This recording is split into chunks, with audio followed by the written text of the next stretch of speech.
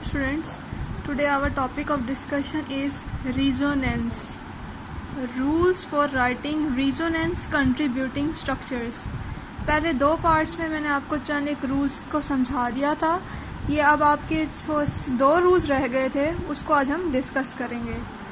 Compounds for which a large number of significant structures can be written have greater resonance energy, are more stable, especially if contributing structures are of equal energy. यानी वो तमाम compound जिनकी हम contributing structure यानी significant structure लिख सकें, उनकी resonance energy क्या होगी? ज़्यादा होगी. इसका मतलब क्या है? वो ज़्यादा स्टेबल है. जितना रेजोनेंस कंट्रीब्यूटिंग स्ट्रक्चर ज़्यादा, उतनी ही स्टेबिलिटी ज़्यादा. स्पेशल अगर क्या है, जो आपके कंट्रीब्यूटिंग स्ट्रक्चर्स हैं उनकी एनर्जी तकरीबन सेम है, तो वो स्टेबिलिटी की तरफ ज़्यादा कंट्रीब्यूट करेंगे. जैसे आपके पास एग्जांपल है, butadiene has resonance energy of only 17 kilojoule पर मोल, whereas benzene, for which two equivalent structures make significant contribution, has resonance energy. आपको मैंने बताया था कि केक्यूल के 5 कंट्रीब्यूटिंग स्ट्रक्चर थे. 2 थे केक्यूल एंड 3 थे आपके पास डिवर्स स्ट्रक्चर्स. तो आपके पास जो क्योंकि 2 बेंजीन की स्ट्रक्चर्स की क्या थी? इक्वल एनर्जी थी. और बेंजीन की एनर्जी क्या है? 152 किलोजूल पर मोल. तो आपके पास ब्यूटाडाइन से ज़्यादा स्टेबल क्या है? बेंजीन ज़्यादा स्टेबल है. एक तो ब्यूटाडाइन की एनर्जी थी 17 किलोजूल पर मोल और बेंजीन की एनर्जी कितनी है? 152 किलोजूल पर मोल. क्योंकि बेंजीन के कंट्रीब्यूटिंग स्ट्रक्चर्स भी ज़्यादा हैं, 5 थे, और ब्यूटाडाइन के आपके पास कितने थे? 3 थे. और सेकंड बेंजीन में क्या था? आपके जो 2 स्ट्रक्चर्स क्या थे? वो इक्विवेलेंट एनर्जी के थे, जो कि क्यू स्ट्रक्चर्स थे. ब्यूटाडाइन में ऐसा नहीं था.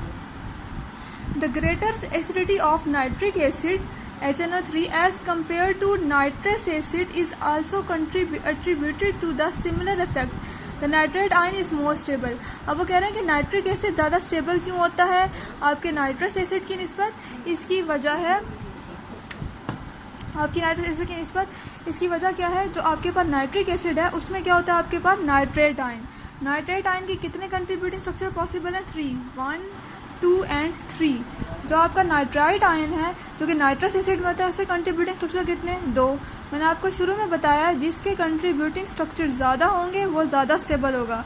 इसलिए चूंकि नाइट्रिक एसिड में नाइट्रेट आयन है, इसकी 3 कंट्रीब्यूटिंग स्ट्रक्चर पॉसिबल हैं, तो नाइट्रिक एसिड ज़्यादा स्टेबल है. और नाइट्रस एसिड में आपके पास क्या है? नाइट्राइट आयन है, सिर्फ 2 कंट्रीब्यूटिंग स्ट्रक्चर है, तो ये क्या है? लेस स्टेबल है. अब नाइट्रिक एसिड में जो नाइट्रेट आयन है उसके कंट्रीब्यूटिंग स्ट्रक्चर शो किए हैं. अब आप देखें इधर नाइट्रोजन 1, 2, 3, 4 बॉन्ड मारा है, तो नाइट्रोजन के ऊपर क्या आ गया? Positive charge. जब ऑक्सीजन एक बॉन्ड बनाता है तो उस पर नेगेटिव चार्ज, डबल बॉन्ड बनाता है तो न्यूट्रल. सेकंड में क्या हो गया आपके? Double bond. ये वाला जो डबल बॉन्ड था ये इधर शिफ्ट कर जाएगा आपके पास, तो इधर आ गया डबल बॉन्ड, तो इधर आ गया आपके पास नेगेटिव चार्ज. अब ये वाला डबल बॉन्ड किधर आ जाएगा आपके पास? सेकंड स्टेप में ये वाला डबल बॉन्ड इधर आ जाएगा. तो इसके 3 कंट्रीब्यूटिंग स्ट्रक्चर्स पॉसिबल हैं. जबकि आपके पास जो नाइट्राइट आयन है इसके सिर्फ 2 ही पॉसिबल हैं. ये डबल बॉन्ड क्या होगा? इसमें इधर चला जाएगा, एक बॉन्ड शिफ्ट हो जाएगा. तो जब एक बॉन्ड शिफ्ट हो जाएगा इलेक्ट्रॉन की यहाँ पर कमी हो जाएगी. जब ऑक्सीजन एक बॉन्ड बनाएगा तो उस पर नेगेटिव चार्ज आ जाएगा. अब आपके पास जो नेक्स्ट चीज़ जो हम डिस्कस कर रहे हैं, अगेन ग्रेटर स्टेबिलिटी ऑफ या acidity of carboxylic acid as compare to alcohol is attributed to the larger resonance stabilization of anions of carboxylic acid. यानी आपका कार्बोक्सिलिक एसिड अल्कोहल की निस्बत क्या है? ज़्यादा स्टेबल है एज कम्पेयर टू अल्कोहल. इसकी वजह क्या है? आयोनाइज्ड फॉर्म में. वो कह रहा है कार्बोक्सिलिक एसिड आयोनाइज्ड फॉर्म में ज़्यादा स्टेबल है अल्कोहल की निस्बत. इसकी वजह भी क्या है? Resonance contributing structure.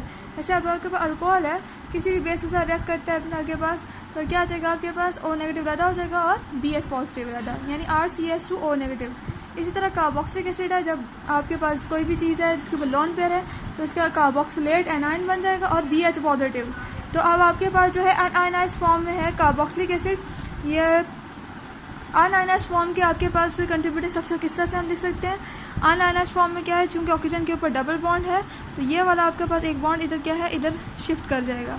इधर जब शिफ्ट कर जाएगा, इधर एक बॉन्ड की कमी हो जाएगी. जब ऑक्सीजन एक बॉन्ड बनाएगा उस पर नेगेटिव चार्ज, और जब ऑक्सीजन 3 बॉन्ड बनाएगा 1, 2, 3, तो उस पर पॉजिटिव चार्ज आ जाएगा. इसी तरह जब आपके इसका एनाइन फॉर्म लेंगे तो RC डबल बॉन्ड हो O नेगेटिव, तो आपके पास क्या आ जाएगा, 2 इक्विवेलेंट कंट्रीब्यूशन स्ट्रक्चर बनेंगे। जब आपके पास थी अनआयनाइज्ड फॉर्म तो चार्ज सेपरेशन थी, इक्विवेलेंट स्ट्रक्चर नहीं बने थे। इक्विवेलेंट का मतलब सेम तकरीबन। लेकिन जब आपने उसकी एन आयन वाली फॉर्म ली, कार्बोक्सिलेट एनायन लिया, तो उसमें क्या आ गया आपके पास, इक्विवेलेंट स्ट्रक्चर आ गए विद नो चार्ज सेपरेशन। सिर्फ क्या हुआ, ये वाला बॉन्ड एक इधर शिफ्ट कर गया आपके पास, ठीक है। तो ये है, यानी आपकी कार्बोक्सिलिक एसिड की जब एनायनिक फॉर्म में होता है ज़्यादा स्टेबल क्यों होता है कि जब एनायनिक फॉर्म में होगा तो 2 इक्विवेलेंट स्ट्रक्चर्स बनेंगे जिसमें कोई चार्ज सेपरेशन नहीं होगी। जब अनआयनाइज्ड फॉर्म में होगा तो आपके पास क्या होगा, चार्ज सेपरेटिव स्ट्रक्चर होंगे। पिछले पॉइंट से मैंने आपको पढ़ाया था, जो चार्ज सेपरेटिव स्ट्रक्चर होते हैं वो अनस्टेबिलिटी की तरफ ले जाता है। 7 पॉइंट जो लास्ट पॉइंट है आपका इसमें, delocalization of electrons over more than 2 adjacent atom is maximum if these atoms are in one plane. अगर आपकी डीलोकलाइजेशन हो रही है इलेक्ट्रॉन्स की, यानी 2 एटम्स का एक प्लेन में होना बहुत ज़रूरी है। अगर वो एक प्लेन में नहीं है तो क्या है, अनस्टेबिलिटी का बायस बनेगा। बेटाडाइन की एग्जांपल मैंने आपको पीछे दी, पिछले वाले पॉइंट्स में, पिछले 2 लेक्चर्स में बेंजीन की दी, विनाइल क्लोराइड की दी। ये क्या है, सारे प्लेनर स्ट्रक्चर है। जहाँ भी आपके पास लफ्ज़ आएगा विनाइल, इसका मतलब क्या होता है, CH2 डबल बॉन्ड CH, यानी इसका कोई भी ग्रुप अटैच होगा साथ, ठीक है। विनाइल का मतलब क्या होता है, ये group CH2 double bond CH, उसके साथ कोई भी ग्रुप अटैच हो। क्लोराइड है तो क्लोरीन आ जाएगा, ब्रोमाइड है तो ब्रोमीन आ जाएगा। तो आपने जो पढ़ा, ब्यूटाडाइन, बेंजीन, विनाइल क्लोराइड, ये क्या होते हैं, प्लेनर स्ट्रक्चर। अब नॉन प्लेनर स्ट्रक्चर भी होते हैं। इसकी एग्जांपल है आपके पास साइक्लोऑक्टाटेट्राइन, नॉन प्लेनर स्ट्रक्चर है। इसका स्ट्रक्चर इस तरह से शो किया हुआ है, एक प्लेन में नहीं है। 4 क्या है, इसमें डीलोकलाइज्ड डबल बॉन्ड है। 1 डबल बॉन्ड क्या है, एटम का एक ही प्लेन में है जो कि परपेंडिकुलर है plane of next pair of W bonded atom. ये आप देख सकते हैं, इधर भी देख सकते हैं, ये इसके है।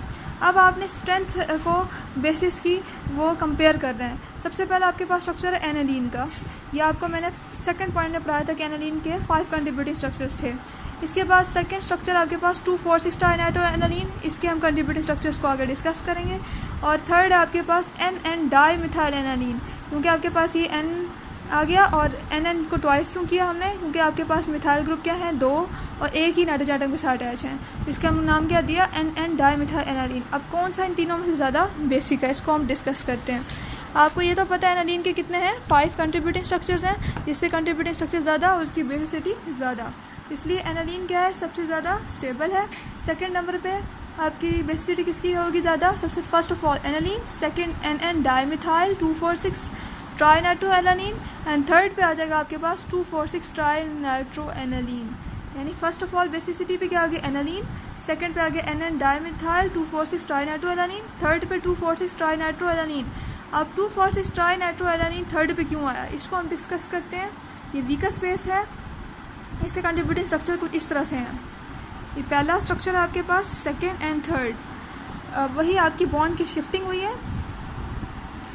नेक्स्ट आपके electrons of amino nitrogen atom are extensively delocalized over all oxygen atoms of nitro group. यानी जो आपके पास इलेक्ट्रॉन्स हैं नाइट्रोजन एटम के ऊपर, ये वाले नाइट्रोजन एटम के ऊपर, ये क्या हो रहा है, डीलोकलाइज्ड। यहाँ पर आप देख सकते हैं कि ये इलेक्ट्रॉन्स के नाइट्रोजन एटम के ऊपर जो इलेक्ट्रॉन्स हैं वो नाइट्रो ग्रुप के नाइट्रोजन एटम के ऊपर डीलोकलाइज्ड हो गए हैं, ठीक है। नेक्स्ट इसका हम ज़रा क्लियर होगा आपको जब मैं थर्ड एग्जांपल दूंगी तो उससे, कि ये इसकी वजह से क्या हो जाएगा, amino nitrogen is greatly reduced making poor electron donor in the base section. असल में हुआ क्या, जो आपके अमाइनो ग्रुप का नाइट्रोजन है, ये वाला जो नाइट्रोजन है, ये वाला, इसके इलेक्ट्रॉन क्या हो गए, डीलोकलाइज हो गए नाइट्रो ग्रुप पर। जब डीलोकलाइज हो गए तो इधर तो इलेक्ट्रॉन की कमी वाक़ होगी ना, तो इसके लिए अवेलेबल नहीं है। जब अवेलेबल नहीं होंगे तो क्या बन जाएंगे, वो इलेक्ट्रॉन डोनर, यानी इलेक्ट्रॉन की कमी वाक़ होगी, क्योंकि उस पर नाइट्रोजन पर इलेक्ट्रॉन जो थे वो डीलोकलाइज हो गए, इस्तेमाल हो गए। अब जो आपका जो है सेकंड नंबर पे था जो बेसिसिटी वाला, इसका स्ट्रक्चर यहाँ पर शो किया हुआ है। एक तो इसकी में क्या है, इसको हम कहते हैं steric inhibition of resonance. 2 large size ortho nitro group push the dimethyl amino group out of the plane of ring making the region of delocalization of electron pair difficult। अभी आपकी ऑर्थो पोजीशन ये है, ortho position पर दोनों ये वाला and ये वाला। तो अब इसमें जो नाइट्रो ग्रुप क्या है, ये बहुत बड़े साइज़ के हैं। जो बड़े साइज़ के हैं, जो डाईमिथाइल अमीनो ग्रुप है, इसको प्लेन से बाहर फेंक देंगे। पिछले पॉइंट में पढ़ाया, जो आउट ऑफ प्लेन होंगे वो अनस्टेबिलिटी का बायस बनता है।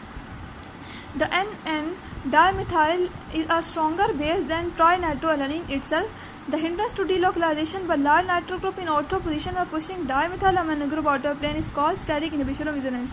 यानी लार्ज जो आपके पास दो नाइट्रो ग्रुप हैं बड़े वाले और ऑर्थो पोजीशन पे दोनों अटैच हैं, ये जो आपके पास जो है ये इस वाले ग्रुप को आउट ऑफ प्लेन कर देंगे और इसकी वजह से क्या कहलाएगा, स्टेरिक इनहिबिशन ऑफ रेजोनेंस कहलाएगा।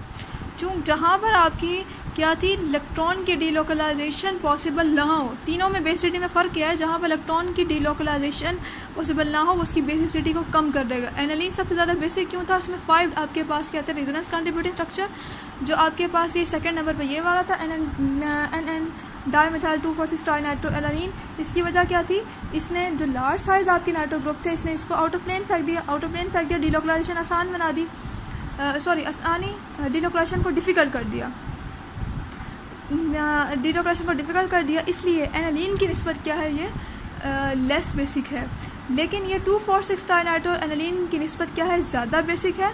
इसकी वजह क्या है, 2,4,6 ट्राइनाइट्रोएलानिन में आपके पास क्या था, पिछले एग्जांपल में मैंने आपको जैसे समझाया, 2,4,6 ट्राइनाइट्रोएलानिन में क्या था आपके पास, जो नाइट्रोजन एटम के ऊपर इलेक्ट्रॉन्स थे कौन से अमाइनो ग्रुप वाले, वो कि डीलोकलाइज हो गए थे। जब डीलोकलाइज हो गए थे तो उस पर इलेक्ट्रॉन की कमी वाक़ हो गई थी, इसलिए ये क्या है, सबसे लीस्ट बेसिक था।